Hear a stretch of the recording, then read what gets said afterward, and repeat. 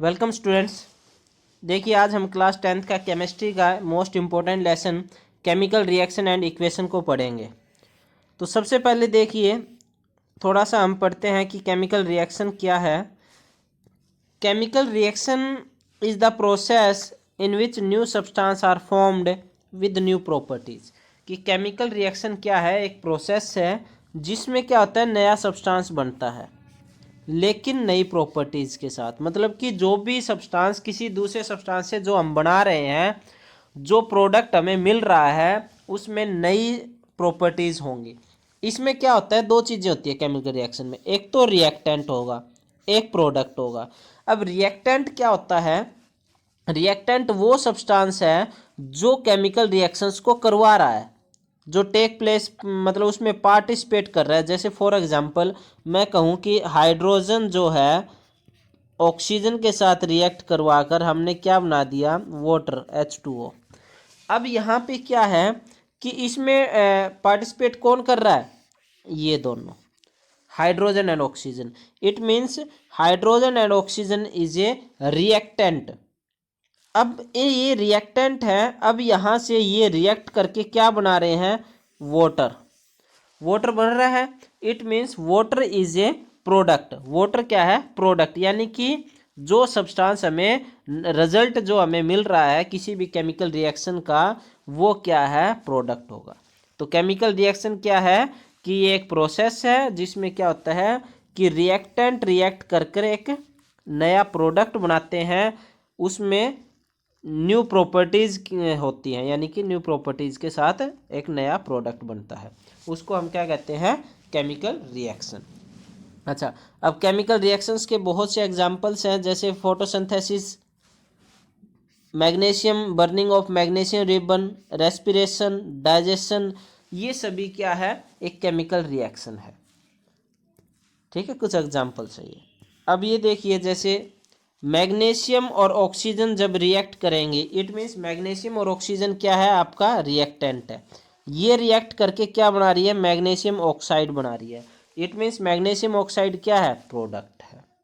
इसी तरह carbon dioxide water react करेंगे in the presence of sunlight and chlorophyll. इनकी प्रेजेंस में ये रिएक्ट करके क्या प्रोडक्ट दे रहे हैं हमें, ग्लूकोज और ऑक्सीजन।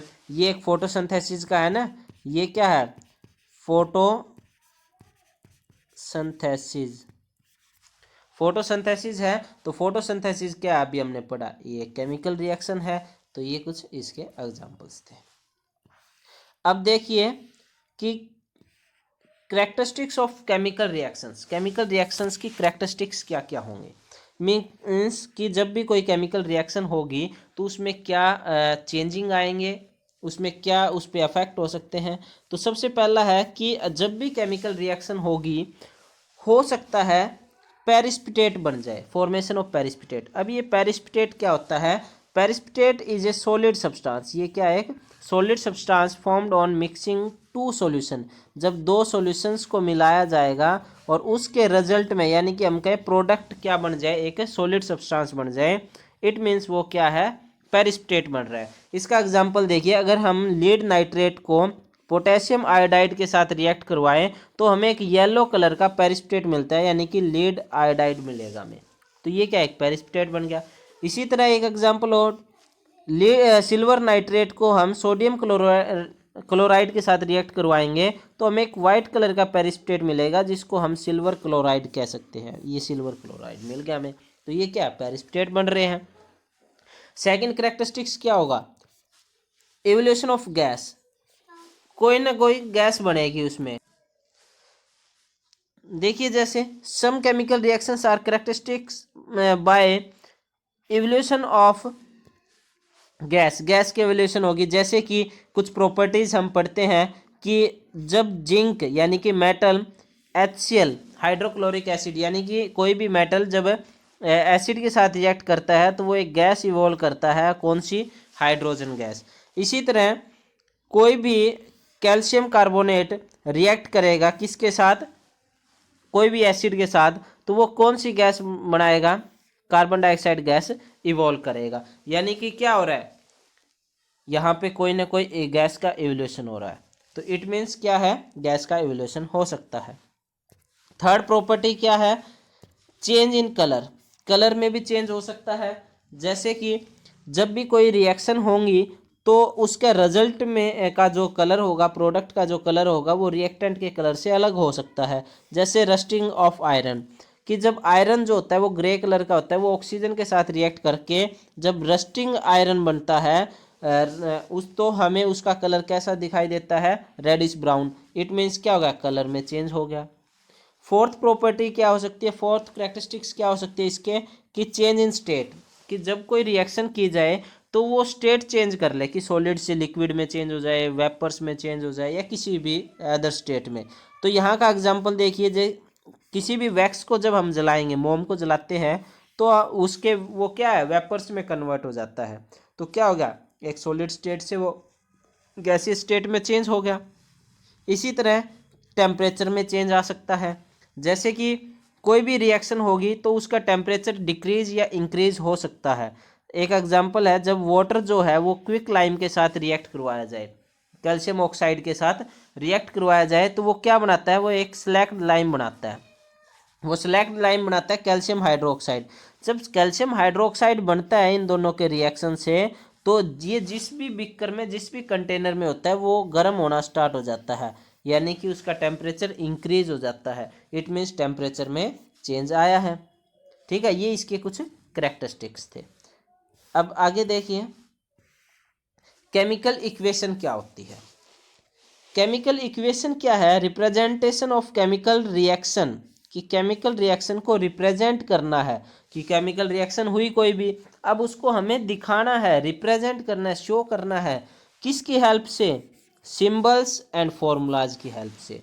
उसको हम क्या कहते हैं, केमिकल इक्वेशन, यानी representation of chemical reaction with the help of symbols and formulas, this is called chemical equation. जैसे कि यहाँ पे एक एग्जांपल ये दे रखा है, कैल्शियम, जैसे ही कार्बन को ऑक्सीजन के साथ रिएक्ट करवाया, कार्बन डाइऑक्साइड बना दिया।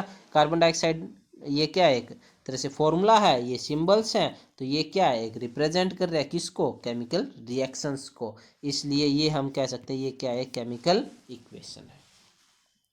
अब कोई भी केमिकल इक्वेशन होंगी वो दो तरह की होंगी। There are two types of chemical equations, first is balance and second is unbalance. Balance and balance का मतलब है कि कोई भी रिएक्शन है उसका एक तरफ तो क्या होता है, रिएक्टेंट होता है जिसको लेफ्ट हैंड साइड हम कह दें, और सेकंड जो है राइट हैंड साइड पे क्या होता है, प्रोडक्ट होता है। यानी कि रिएक्टेंट के अंदर जो एटम होंगे और प्रोडक्ट के अंदर जो एटम होंगे वो क्या होने चाहिए, सेम होंगे। अगर ये इक्वल है, अगर ये इक्वल है इट मीन्स ये बैलेंस इक्वेशन है।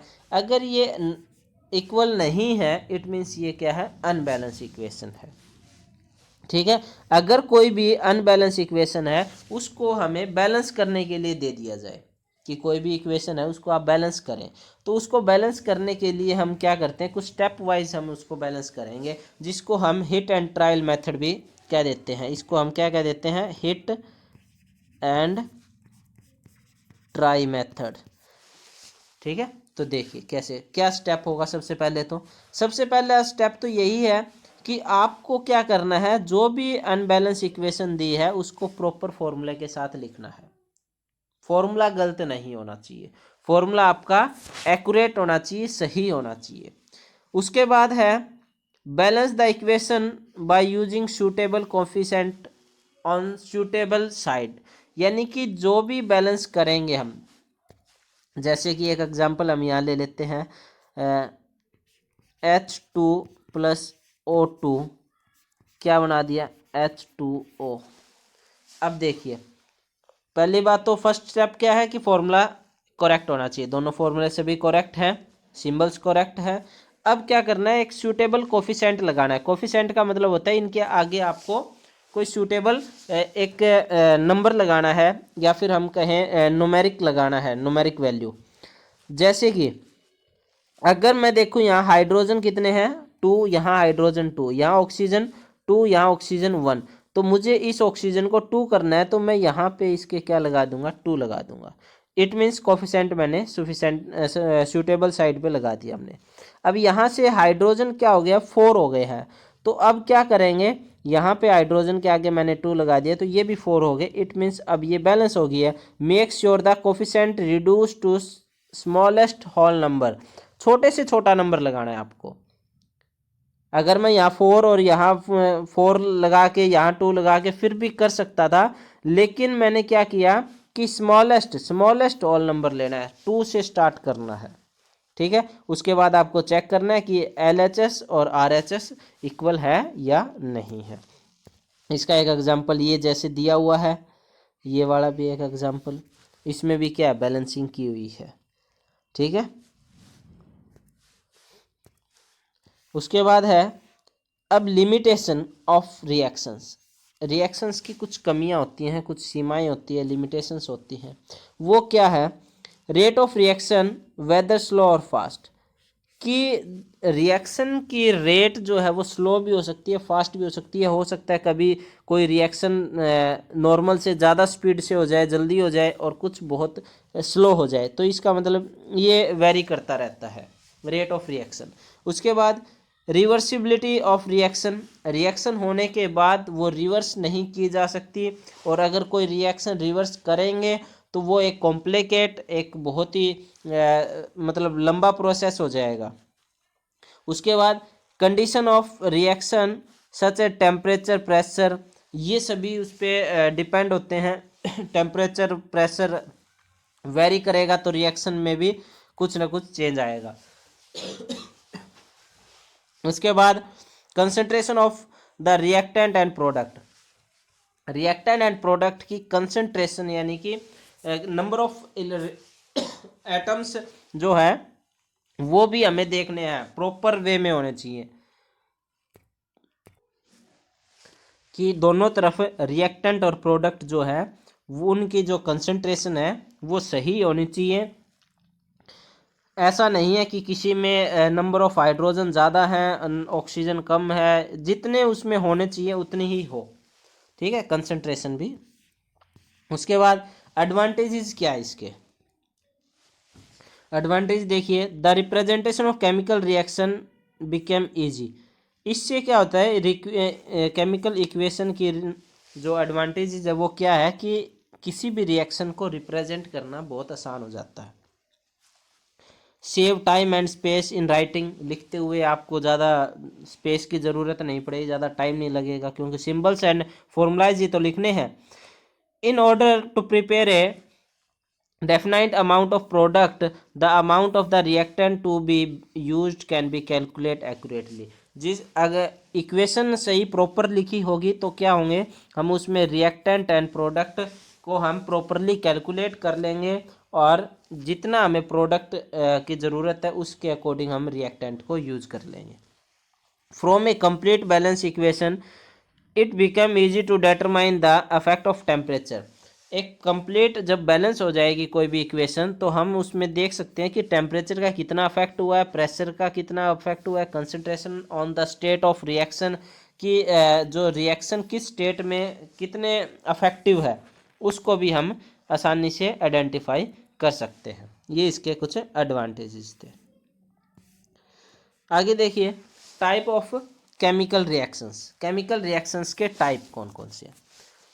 बेसिकली ये 5 टाइप्स की केमिकल रिएक्शन होती हैं। तो सबसे पहली देखिए कम्बिनेशन रिएक्शन नाम से पता चल रहा है, कम्बिनेशन, कंबाइन, जुड़ना। इसमें क्या होगा, इन विच 2 और more reactant combine to each other to and form a single product. इसमें क्या होगा, 2 या 2 से ज़्यादा रिएक्टेंट कंबाइन होकर जुड़कर एक सिंगल प्रोडक्ट बनाएंगे, यानी कि प्रोडक्ट आपको सिंगल मिलेगा, यानी RH साइड में आपको सिंगल प्रोडक्ट मिलेगा। तो ये क्या है, कॉम्बिनेशन रिएक्शन है। उसके बाद डीकम्पोजिशन रिएक्शन। डीकम्पोजिशन का मतलब टूटना, ब्रेक डाउन करना। In which single reactant split into 2 और मोर प्रोडक्ट। इसमें क्या होगा, एक सिंगल रिएक्टेंट ब्रेक डाउन हो जाएगा, टूट जाएगा 2 और मोर प्रोडक्ट में। हम कह सकते हैं decomposition reaction is the reverse reaction of combination, ये क्या है, कम्बिनेशन की रिवर्स है। इसमें क्या हो रहा था कि रिएक्टेंट टू और मोर थे और सिंगल प्रोडक्ट था, इसमें क्या है, सिंगल रिएक्टेंट है और टू और मोर प्रोडक्ट्स है।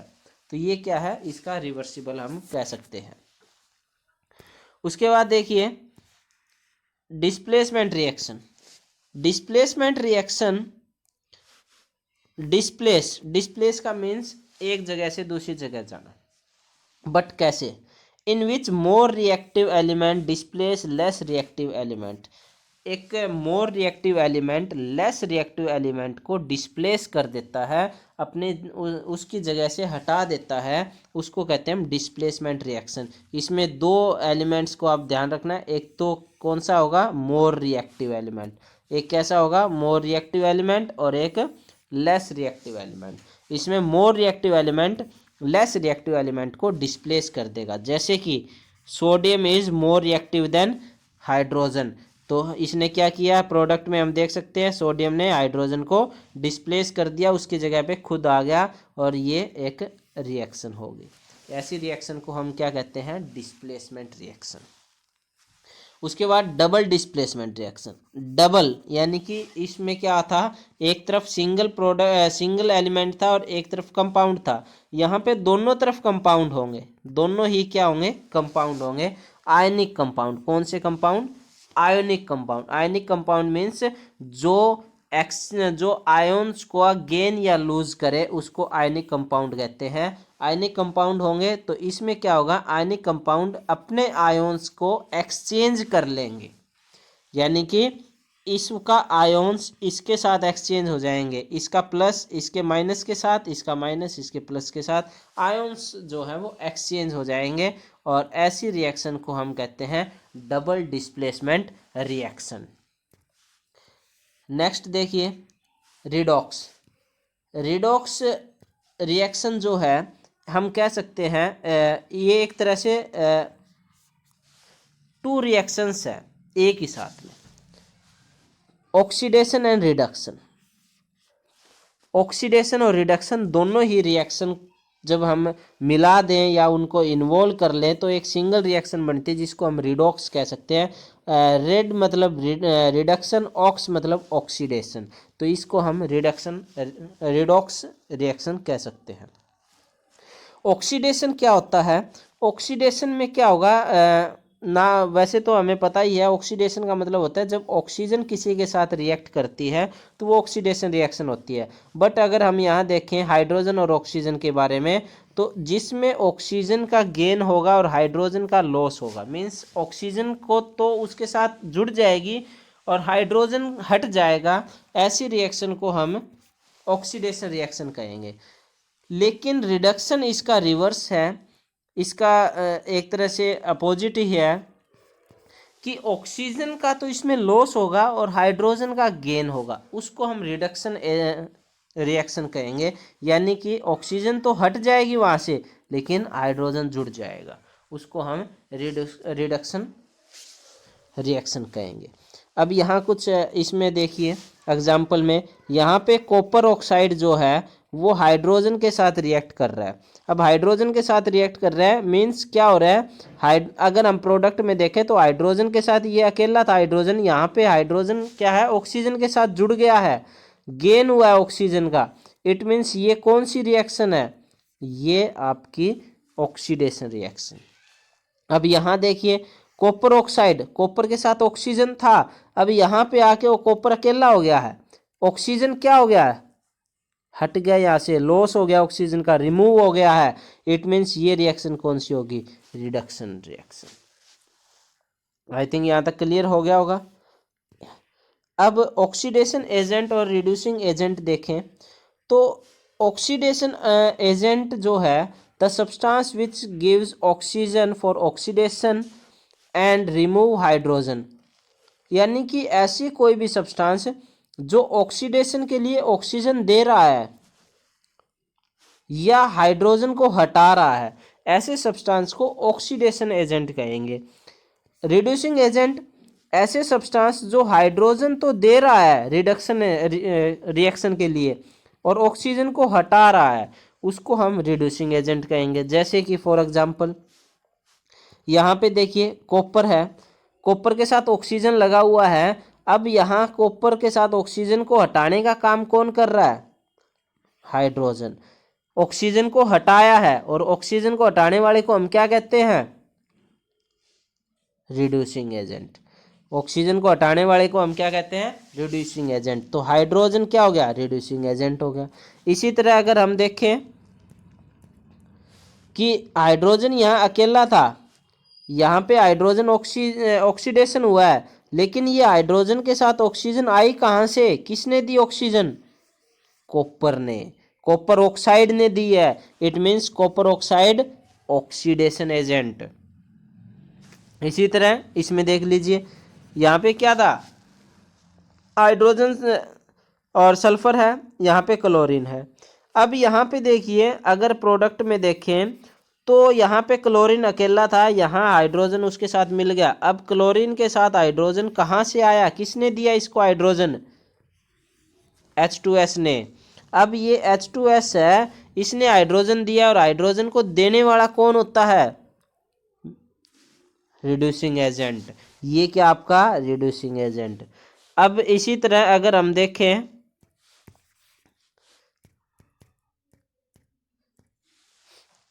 यहाँ पे देखिए, अब यहाँ पे देखिए इसके साथ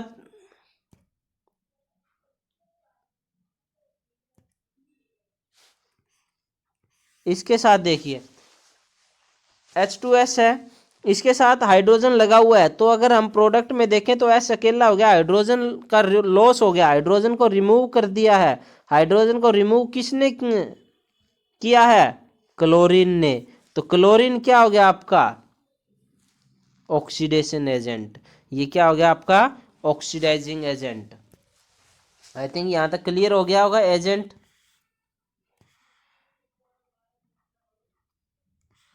उसके बाद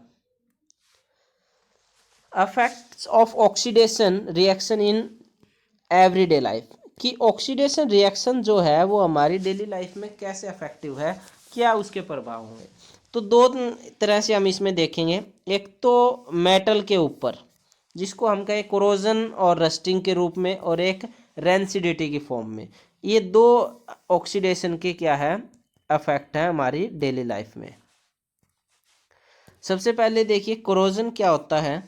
कोरोजन होता है द वीकनिंग ऑफ मेटल, कि कोई भी मेटल है, कोई भी धातु है, उसका कमज़ोर होना due to the surrounding atmosphere. हमारे चारों तरफ जो भी चीज़ है, या उस मेटल के चारों तरफ जो भी चीज़ है, उसके कारण वो कमज़ोर हो रहा है।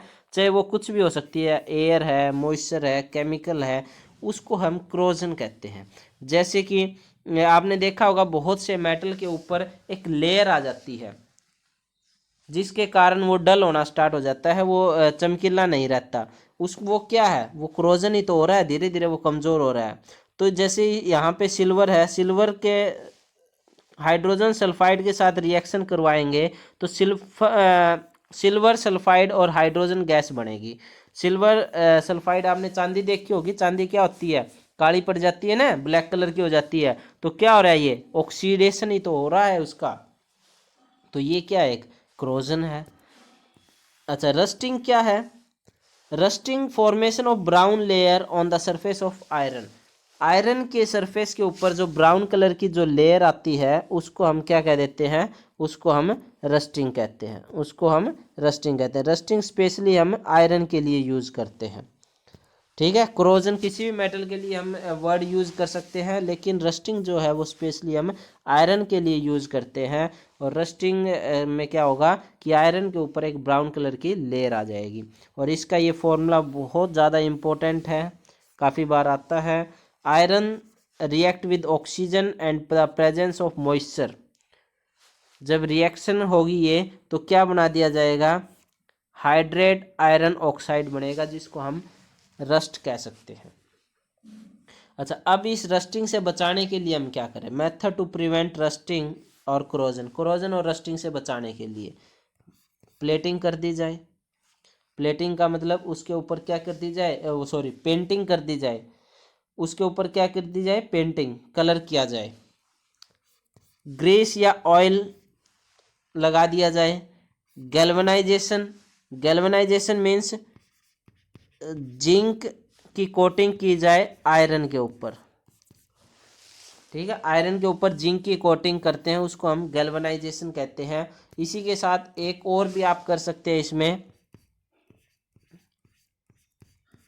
इलेक्ट्रोप्लेटिंग, इलेक्ट्रोप्लेटिंग आप कर सकते हैं। इलेक्ट्रोप्लेटिंग में क्या होगा कि इलेक्ट्रोप्लेटिंग क्या होता है कि with the help of electricity, यानी कि बिजली के से या इलेक्ट्रिसिटी की हेल्प से हम क्या करते हैं, किसी भी एक मेटल है, कोई भी एक मेटल है, उसको दूसरे मेटल पे उसकी लेयर को डिपॉजिट कर देते हैं, लेयर उसके ऊपर लगा दी जाती है, उसको हम इलेक्ट्रोप्लेटिंग कहते हैं। ये भी क्रोजन से एक प्रिवेंशन मेथड है।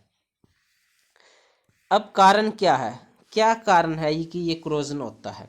सबसे पहला कारण है कि एयर, एयर के प्रेजेंस में होगा, मॉइस्चर के कारण होगा और केमिकल के कारण होगा। ये तीन इसके कारण है, चाहे रस्टिंग के कह लीजिए, चाहे आप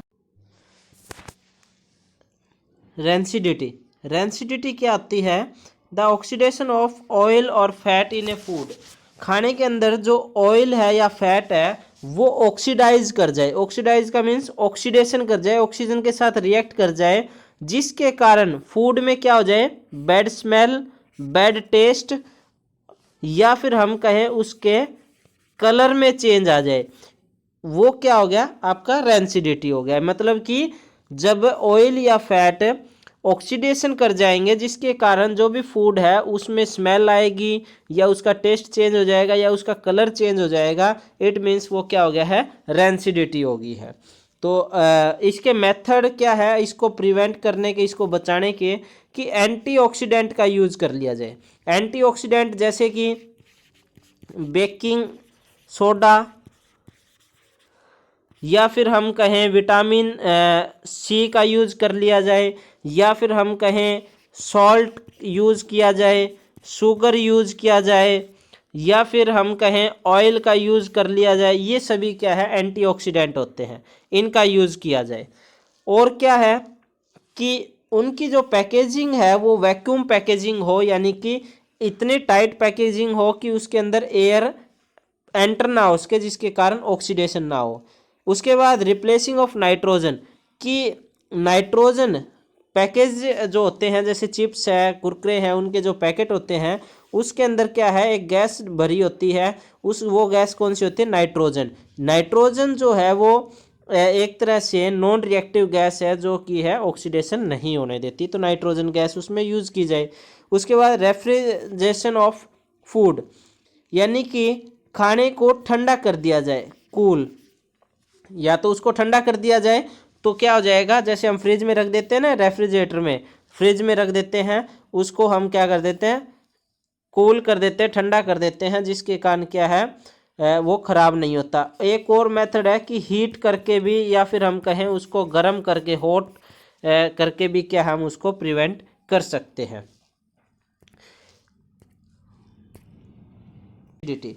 अब कारण क्या है, एयर, मॉइस्चर, केमिकल और माइक्रो ऑर्गेनिज्म। माइक्रो ऑर्गेनिज्म भी उसमें ग्रो कर जाते हैं, जिसकी वजह से वो खराब हो जाता है। एंटीऑक्सीडेंट क्या होता है, अभी मैंने बताया, एंटीऑक्सीडेंट वो सब्सटेंस है जो रेट ऑफ ऑक्सीडेशन को रिड्यूस कर देता है, यानी कि ऑक्सीडेशन को कम कर देता है या फिर उसको रोक देता है। इसके लिए हम बहुत सी चीज़ें यूज़ करते हैं, जैसे मैंने अभी बताया, साल्ट भी है और भी है। इसमें क्या है, हम बेकिंग सोडा और विटामिन सी का भी इसमें यूज़ कर सकते हैं। ये भी क्या है, एक तरह के एंटीऑक्सीडेंट के एग्जाम्पल है, बेकिंग सोडा और विटामिन सी, ठीक है। उसके बाद है एक्सोथर्मिक रिएक्शन, दो रिएक्शन और भी होती हैं, एक एक्सोथर्मिक, एक एंडोथर्मिक, तो उसको हम देख लेते हैं। Exothermic reaction, in which reaction heat release, जिसमें क्या होगा, हीट जो है वो रिलीज होगी, हीट एनर्जी रिलीज होगी। एक्सो, एक्सो का मतलब एग्जिट होना, बाहर निकलना, एक्सोथर्मिक रिएक्शन होती है। थर्मिक का मतलब हीट, एक्सो का मतलब बाहर निकलना, रिलीज होना, तो एक्सोथर्मिक रिएक्शन जिसमें रिएक्शन में हीट को रिलीज किया जाए, जैसे कि जैसे ही ऑक्सीजन और कार्बन रिएक्ट करेंगे, कार्बन डाइऑक्साइड प्लस में हीट प्रोड्यूस होगी, इसका मतलब हीट यहाँ पे प्रोड्यूस हो रही है, रिलीज हो रही है, इट मीन्स ये क्या है, एक्सोथर्मिक रिएक्शन है। इसके बहुत से एग्जांपल है, जैसे कि लाइटनिंग ऑफ कैंडल, मोमबत्ती को जलाएंगे तो भी क्या होगा, हीट प्रोड्यूस होएगी। कंबसन ऑफ फ्यूल, किसी भी चीज़ को हम जलाएंगे, लकड़ी है, पेट्रोल है कोई भी, तो हीट प्रोड्यूस होगी।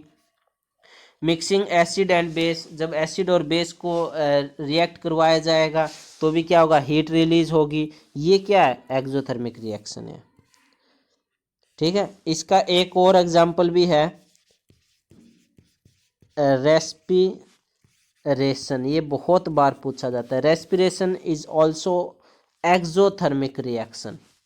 सांस लेते हैं ना, ये भी एक्सोथर्मिक। आप देखोगे हवा जब बाहर निकलती है तो हवा गर्म होती है, उसमें क्या होती है, हीट होती है। It means respiration is also exothermic reaction. Endothermic, and का मतलब खत्म हो जाना, एब्जॉर्ब कर लेना, हीट को एब्जॉर्ब कर लेना, उसको एंडोथर्मिक रिएक्शन कहेंगे। तो जैसे नाइट्रोजन ऑक्सीजन रिएक्ट होगी तो उसमें जो हीट होगी वो एब्जॉर्ब कर ली जाएगी और हमें नाइट्रोजन ऑक्साइड मिल जाएगा। तो जैसे फोटोसिंथेसिस में क्या है, सनलाइट को एब्जॉर्ब किया जाता है ना, हीट को एब्जॉर्ब किया जाता है। मेल्टिंग आइस, हीट एब्जॉर्ब होती है। इवेपोरेशन में हीट एब्जॉर्ब होती है। कोई इवेपोरेशन मतलब घड़ा होता है वो ठंडा पानी इसीलिए रहता है उसमें, क्योंकि उसमें इवेपोरेशन होने की वजह से हीट क्या है, एब्जॉर्ब कर ली जाती है, जिसकी वजह से उसका आसपास का एरिया क्या हो जाता है, ठंडा होने की वजह से पानी भी ठंडा रहता है। इवेपोरेशन यही है। तो एंडोथर्मिक रिएक्शन में आते हैं ये। तो एंडोथर्मिक रिएक्शन जिसमें हीट का एब्जॉर्ब होगा, ये कुछ उसके एग्जांपल्स हैं। ये चैप्टर आपका कंप्लीट है। Okay, thank you.